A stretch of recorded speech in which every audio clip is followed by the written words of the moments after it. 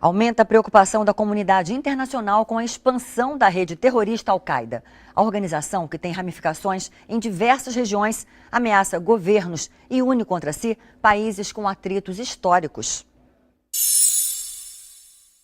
A Força Aérea Iraquiana bombardeou hoje uma área próxima à fronteira com a Síria. O objetivo é desmembrar um grupo ligado à Al-Qaeda, que tem ganhado território e ameaçado a região. Desde o primeiro dia do ano, a cidade de Fallujah esteve tomada pelo grupo insurgente e mais de 13 mil famílias fugiram em busca de locais mais seguros. Esse é mais um exemplo da força que tem tomado um movimento internacional de jovens rebeldes jihadistas em países do Oriente Médio, como Iraque, Afeganistão, Iêmen e principalmente a Síria. O crescimento do grupo tem unido até mesmo países com atritos históricos, como Estados Unidos e Irã, na luta contra um inimigo em comum.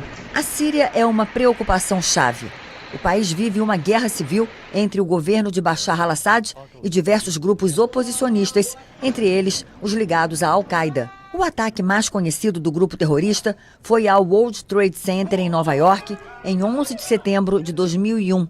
Mas diversos outros atentados são realizados periodicamente na África e no Oriente Médio. Unidos por uma visão radical da Sharia, as leis do islamismo, integrantes da Al-Qaeda têm como objetivo expandir a influência do Islã extremista. Aos 25 anos de existência, especialistas temem que o grupo possa estar ganhando força diante das inúmeras manifestações de insatisfação contra os governos do Oriente Médio.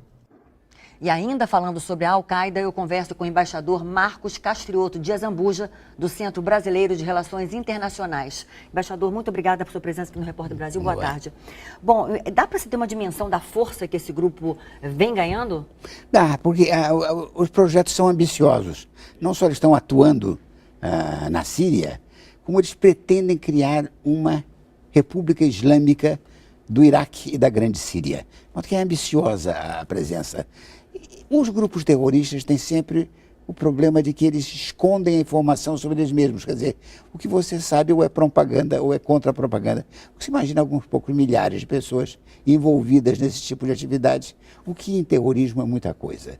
Agora, embaixador, lembrando que esse movimento, né, são jovens rebeldes, que não acontece só na Síria, acontece também no Iraque, no Afeganistão, no Iêmen, principalmente na Síria, né? Isso pode também piorar ainda mais a situação dos países vizinhos da Síria? Eu acho que sim. Eu acho que nós estamos, no caso da Síria, ainda totalmente no meio da tempestade. Eu não vejo ainda o fim da linha, o fim do túnel. Nós estamos vivendo um momento de que os problemas se acumulam. Mais violência, mais instabilidade, armas químicas, a volta da ação da Al-Qaeda, de modo que tudo isso se soma numa espécie de tempestade perfeita. É um lugar em que quase todos os fatores de instabilidade se reuniram e se somaram. Pois aí a aversão do Ocidente à Al-Qaeda é tão grande que teria feito com que os Estados Unidos pensassem duas vezes antes de torcer pela queda do Bashar al-Assad? Olha aqui, o problema lá é que você não sabe por quem torcer. Não há nenhuma simpatia pelo Bashar al-Assad. Ele é um ditador, ele é um homem opressor, mas a troca por quem? Em que circunstâncias? Quer dizer, o diabo que a gente conhece às vezes é melhor que o diabo que a gente não conhece. Quer dizer, portanto, não é uma questão de preferência, é de procurar evitar mal maior. Então não há nenhuma decisão na Síria, porque ninguém se decide, os Estados Unidos não agem, a Europa não age, as Nações Unidas não agem, ninguém, porque a única preocupação hoje real é diminuir o sofrimento e fazer uma causa humanitária. Fora disso, tudo é precoce e é prematuro. Embaixador, por que esses grupos rebeldes da Síria se dividiram a ponto de se atacarem? Porque eles já são divididos na origem. Uns são curdos, outros são alauítas, outros são sunitas. Uns defendem uma visão secular um pouco da sociedade, outros são de um fundamentalismo profundo.